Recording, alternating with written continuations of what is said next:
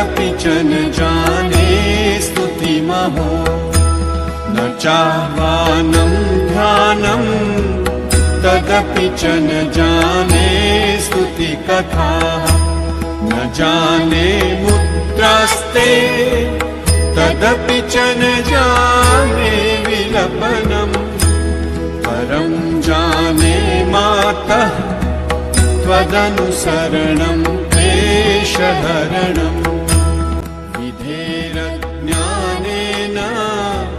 द्रविणविरहेणालसतया विधेया शक्यत्वात् तव चरणयोर्याच्युतिरभूत्।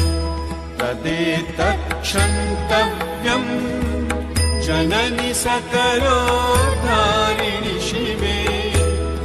पुत्रो जायेत क्वचिदपि कुमाता न भवति। पृथिव्यां पुत्रास्ते जननि बहवः सन्ति सरलाः। परं तेषां मध्ये विरलतरलोऽहं तव सुतः। मदीयोऽयं त्यागः समुचितमिदं नो तव शिवे। पुत्रो जायेत क्वचिदपि कुमाता न भवति। जगन्मातर्मातः तव चरणसेवा न रचिता। न वा दत्तं देवी द्रविणमपि भूयस्तव मया। तथापि त्वं स्नेहं मयि निरुपमं यत्र कुरुषे। पुत्रो जायेत क्वचिदपि कुमाता न भवति। परित्यक्ता देवा विविधसेवा कुलतया। मया पञ्चाशीते रधिकमपनीते तु वयसि। इदानीं चिन्मातः तव यदि कृपा नापि भविता। निरालम्बो लम्बो दरजननिकं यामि शरणम्। श्वपाको जल्पाको भवति मधुपाकोपमगिरा। निरातङ्को रङ्को विहरति चिरं कोटिकनकैः। तवापर्णे कर्णे विशति मनुवर्णे फलमिदम्। जनः को जानीते जननि जपनीयं जपविधौ। चिताभस्मालेपो गरलमशनं विपटधरो। जटाधारी कण्ठे भुजगपतिहारी पशुपतिः।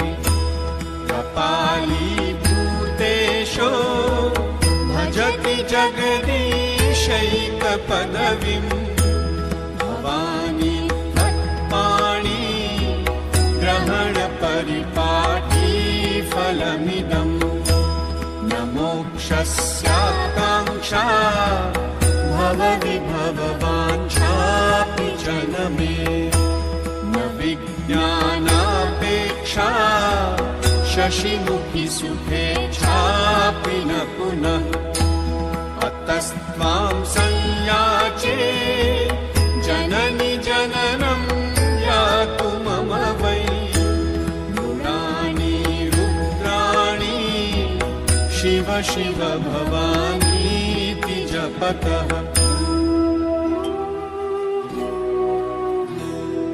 नाराधितासि विधिना विविधोपचारै। किं वृक्षचिन्तनपरैर्न कृतं वचोभिः। श्यामे त्वमेव यदि किञ्चन मय्यनादे। तत्से कृपा अपरं तवैव